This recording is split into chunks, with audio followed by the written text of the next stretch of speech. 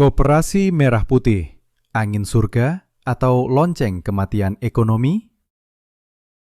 Koperasi Desa Merah Putih ini hadir untuk menjawab tantangan bagaimana desa itu bisa mengelola potensinya sendiri dan bagaimana masyarakat desa itu seperti masyarakat kelautan perikanan misalnya itu bisa naik kelas secara ekonominya.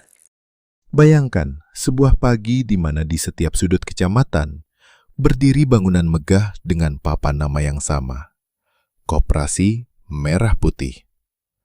Pemerintah menjanjikannya sebagai oasis bagi rakyat kecil, tempat di mana harga pangan lebih murah dari pasar manapun dan modal usaha mengalir deras. Namun, di balik janji manis itu, apakah kita sedang melihat fajar baru bagi ekonomi rakyat atau justru sebuah struktur raksasa yang dirancang untuk meruntuhkannya? Ambisi besar, solusi atau ilusi? Proyek Koperasi Merah Putih digadang-gadang sebagai penggerak ekonomi nasional yang akan memotong rantai tengkulak. Logikanya sederhana.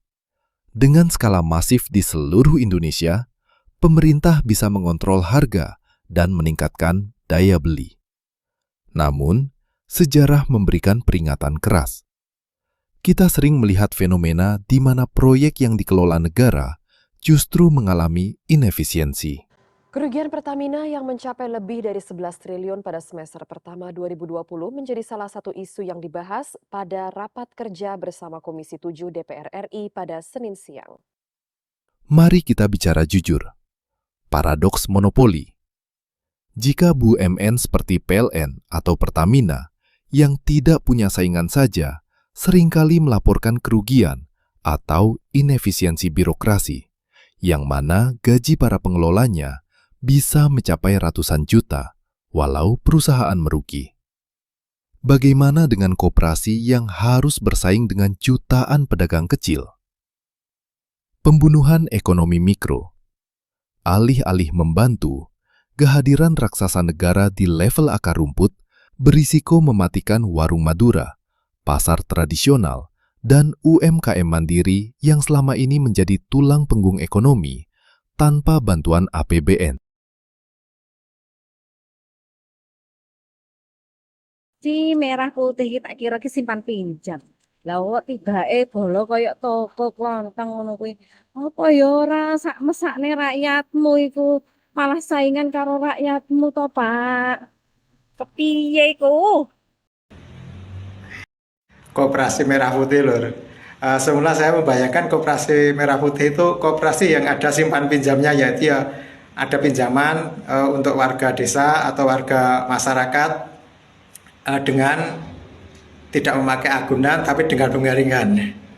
Ternyata saat itu yang itu belum ada ya lur ya. Yang ada itu seperti semacam toko kelontong ya lur ya. Menambah berat persaingan para pedagang kecil di kampung saja ya ini ya. Pembangunan di atas air mata. Data di lapangan menunjukkan ironi yang menyakitkan. Demi mengejar target serentak nasional, banyak aspek sosial yang dikorbankan. Lapangan desa yang dulunya tempat anak-anak bermain bola dan warga bersosialisasi, kini berganti menjadi semen dan beton gudang koperasi. Kira lur pembangunan desa Gedung Merah Putih ya. Jadi setiap lapangan gitu dibangun Gedung Merah Putih koperasi.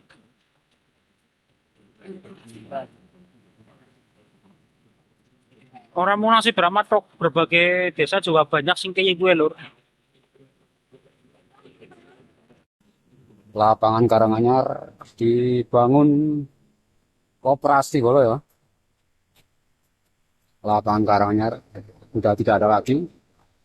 Karanganyar tidak punya lagi lapangan bola ya. Ini lapangannya dipakai buat Koperasi Merah Putih. Pendidikan yang tergusur. Laporan mengenai relokasi paksa gedung sekolah demi lahan strategis koperasi memicu pertanyaan besar. Apa gunanya ekonomi kuat jika generasi masa depan kehilangan tempat belajar? Pembangunan yang menghancurkan struktur sosial bukanlah kemajuan, melainkan penggusuran sistematis. Bismillahirrahmanirrahim. Pada siang hari ini, Senin 21 Juli 2025, saya, Prabowo Subianto, Presiden Republik Indonesia, meluncurkan kelembagaan 80.000 koperasi desa dan kelurahan Merah Putih. Terima kasih. Bismillahirrahmanirrahim.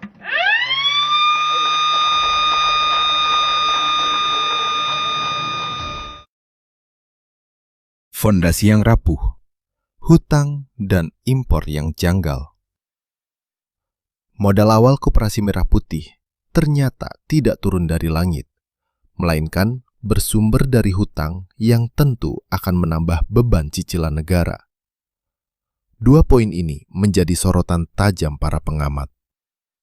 Menggunakan hutang untuk proyek operasional yang belum tentu menguntungkan adalah perjudian besar.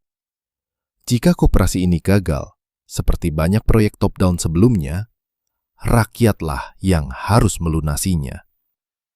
Dan, di saat slogan "Cintai produk dalam negeri" digaungkan, operasional koperasi ini justru menggunakan mobil impor dari India sebagai armada distribusi. Ini bukan sekedar masalah kendaraan, tapi masalah keberpihakan. Bagaimana mungkin koperasi yang mengusung nama Merah Putih justru menyuntikkan dana modalnya ke industri otomotif asing? Koperasi Merah Putih kini berada di titik nadir. Transparansi adalah satu-satunya jalan keselamatan dan kesuksesan program ini. Namun, jika ia terus beroperasi dengan menggusur ruang publik, bersandar pada utang, dan bergantung pada impor, ia bukan lagi sekadar entitas bisnis yang merugi.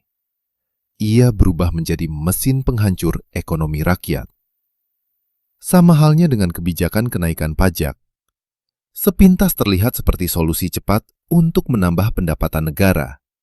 Namun nyatanya, justru mencekik dan merontokkan ekonomi kelas bawah. Kita perlu menelusuri siapa arsitek di balik ide-ide yang tampak bak malaikat namun mematikan ini. Karena di balik topeng solusi tersebut, bisa jadi tersimpan misi terselubung. Karena kebijakan-kebijakan yang asal-asalan para petinggi negeri akan segera melumpuhkan kedaulatan dan ekonomi Indonesia. Oh Indonesiaku, tanah air tercinta, kau warisan bangsa, indah sepanjang masa. Dari Sabang hingga Merauke kita bersatu, Bhinneka Tunggal Ika di dalam kalbuku. Indonesia Jaya harapanku, Indonesia Jaya.